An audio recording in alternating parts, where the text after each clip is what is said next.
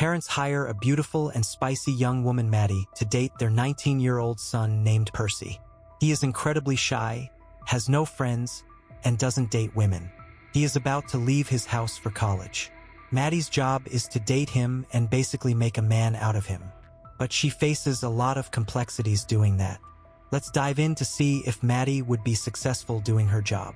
Before we begin, a sub to the channel will be much appreciated. The movie begins with Gary, a tow truck driver, coming to Maddie Barker's house to remove her car. Despite Maddie's protests that she is an Uber driver, Gary takes the car away. Maddie comes out and tries to appeal to Gary's feelings because they were in a relationship before she ghosted him. Her efforts are ruined by another guy she hooked up with the night before coming out in his underwear and groping her. When Gary tries to buy breakfast, Maddie stops and rollerblades to catch up with him. She tries to lower the car and drive away, but it is still tied to the truck, so she awkwardly tries to pull out until Gary raises the car back up. Because of her conduct, Maddie is placed on probation and informed that she owes a significant amount in back taxes and faces the possibility of losing her home. Maddie has spent her entire life in Montauk, where she works as a bartender and hangs out with her friend Sarah and her husband Jim. Her boss has noticed that Maddie has a bad attitude because she fights with a customer who tries to purchase a drink before the bar opens during their break. A wealthy family is hiring and offering a Buick Regal to someone who dates their son before he leaves for college, according to a job posting that Sarah shows Maddie.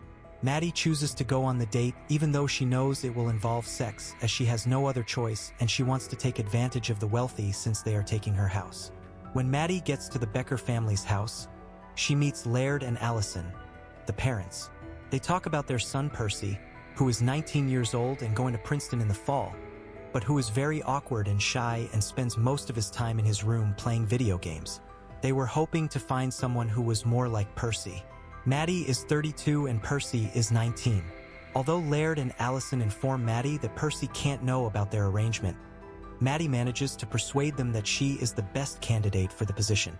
Maddie is instructed by Laird and Allison to locate Percy at a dog shelter, where she dresses provocatively in an effort to entice him and poses as someone who wants to adopt a puppy. Percy takes her to see Milo, a former police dog who was kicked out of the force due to a cocaine addiction. When Maddie comes on too strong and tries to leave early, Percy gets nervous and pulls out a can of mace to spray her in the face.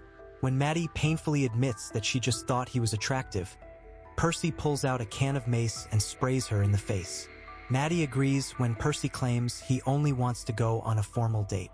Afterwards, Maddie returns the van to Jim and Sarah and informs them that Percy is unfuckable. Maddie takes him to a pub where she knows the waiter and orders him an iced tea from Long Island, which he despises. Maddie tells Percy that running out on him was the best thing that has ever happened to him and cautions him not to get attached to her.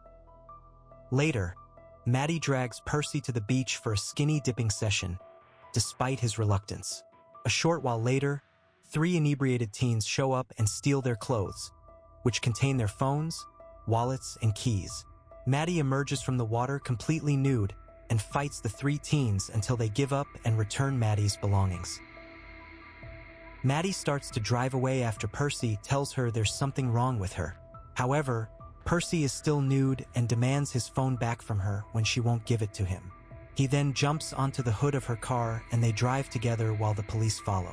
Maddie fears that if they are caught, she will lose her license, so she drives quickly and manages to run across train tracks before a train can hit them, allowing her to escape the police. In an attempt to woo him once more, Maddie brings Percy back to her home. She tries to dance sensually for him and then has him try to follow suit, but she notices a rash on his back that he claims is caused by anxiousness. Maddie applies lotion to his back as he starts to open up about his history, including the fact that his classmates made fun of him for sleeping in his parents' bedroom and spreading rumors that he was having sex with them, which is why he doesn't like to go out. Maddie also opens up about an embarrassing memory to Percy. Then he asks Maddie to spend the day with her for a real date, to which she agrees. They go to an arcade and win prizes before getting kicked out because Maddie was messing with another kid. After, they go by the lighthouse where Percy asks Maddie to kiss her and she lets him. She also talks to him about how she never left Montauk and has stayed in the same house as her mom. They then go to meet Percy's former nanny, an adult man named Jody.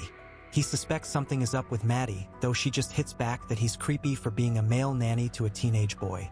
A former classmate named Doug Kahn shows up at Maddie's house, as he is now a realtor and wants to sell her house for full price. Maddie turns him away, continuing her attempts to save the house. Later, as part of a little prom date since neither of them attended prom, Maddie and Percy eat dinner at a fancy restaurant.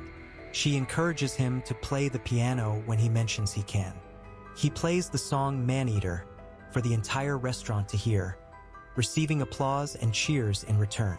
Maddie is just as impressed. Natalie, a girl from Percy's school, then approaches him to thank him and announce that she will be attending Princeton in the fall.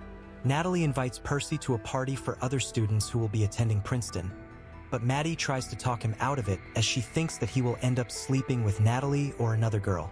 In spite of Maddie's objections, when Percy says he wants to go, the two go in a limousine to the party, and Maddie has to stroll. After a while, Maddie discovers Percy in bed with Natalie, but he is sick from drinking and taking an ibuprofen. She attempts to help him throw up, but the parents of the child hosting the party enter and tell Maddie she must go. Percy accidentally punches Maddie in the throat while attempting to defend her.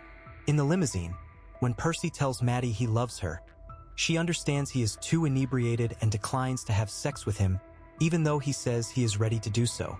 Percy tells his parents that he is no longer attending Princeton because he wants to be close to Maddie. Allison gives Maddie a call as she starts to doubt her decision to take the job.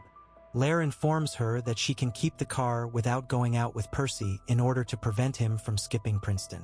However, Percy is in his parents' car, overhears their talk, and hears Maddie mention wanting a car instead of sharing a bed with Percy, which breaks his heart. Percy then has Maddie come over for lunch to meet his parents. He starts drinking their wine and begins to act aggressively before going out with his coworker Crispin to bring the Buick out into the woods to mess with it. They throw a rock onto the gas pedal and make it crash into a tree, which falls on top of the car. When Percy returns to the house, he and Maddie then decide to have sex and get it over with. But before he can even get inside her, he ends up ejaculating on her thigh. He says that he knows about everything and doesn't want to see Maddie anymore, saying that she will end up living in Montauk for the rest of her life. Gary later brings Maddie the beaten-up Buick since her name is on the papers. She's forced to continue her Uber duties in her messed-up car, while Percy goes back to staying in his room and playing video games. After Maddie finally raises enough money to fix her car and pay off her taxes, she celebrates with Jim and Sarah, but they announce to her that they are moving to Florida for the sake of their baby, as Sarah is pregnant. When Maddie realizes she will be alone, she becomes upset. Later, after speaking with Doug, Maddie chooses to accept his offer to sell her house. She gives Jim and Sarah the house so they may remain there and raise their child, and she is preparing to relocate to California. When Maddie discovers that Percy is at a Princeton mixer, she goes to find him.